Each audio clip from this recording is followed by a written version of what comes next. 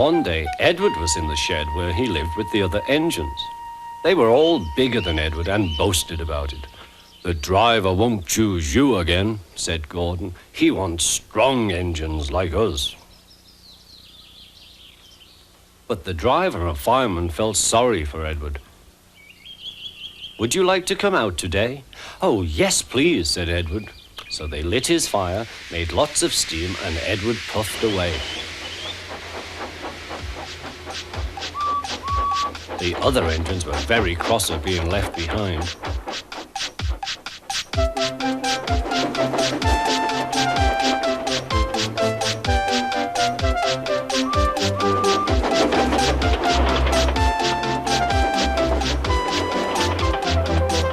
Edward worked hard all day.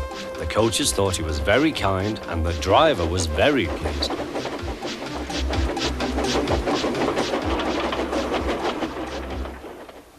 "I'm going out again tomorrow," Edward told the other engines that night.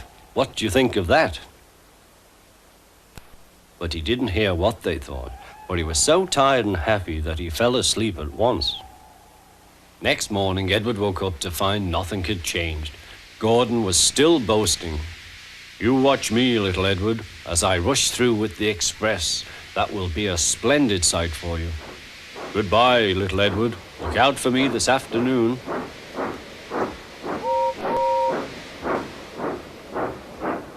Edward went off to do some shunting. He liked shunting. It was fun playing with freight cars. He would come up quietly and give them a push. Then he would stop and the silly freight cars would go bump into each other. "Oh," they cried, "whatever is happening?"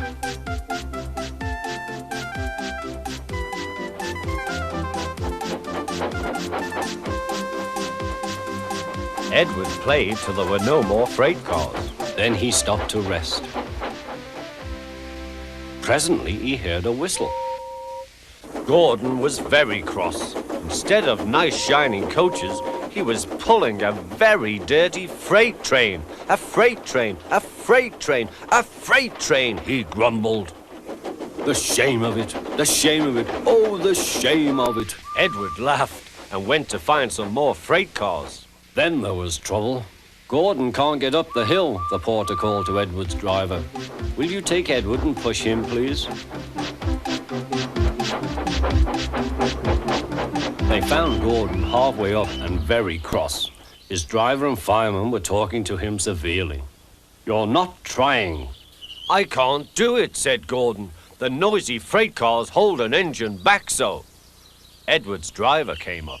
"We've come to push." "No use at all," said Gordon. "You wait and see," replied Edward's driver. They brought the train back to the bottom of the hill.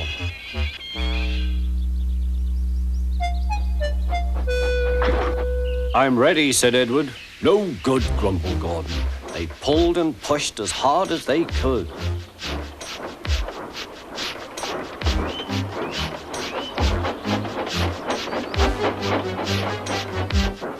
"I can't do it, I can't do it, I can't do it," puffed Gordon. "I will do it, I will do it, I will do it," puffed Edward. Edward pushed and puffed and puffed and pushed as hard as ever he could. And almost before he realized it, Gordon found himself at the top of the hill. "I've done it, I've done it, I've done it," he said proudly. He forgot all about kind Edward and didn't say thank you.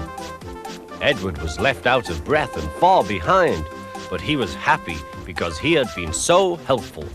At the next station, he found that the driver and fireman were very pleased with him. The fireman gave him a nice long drink, and the driver said, "I'll get out my paint tomorrow and give you a beautiful coat of blue with red stripes. Then you will be the smartest engine in the shed."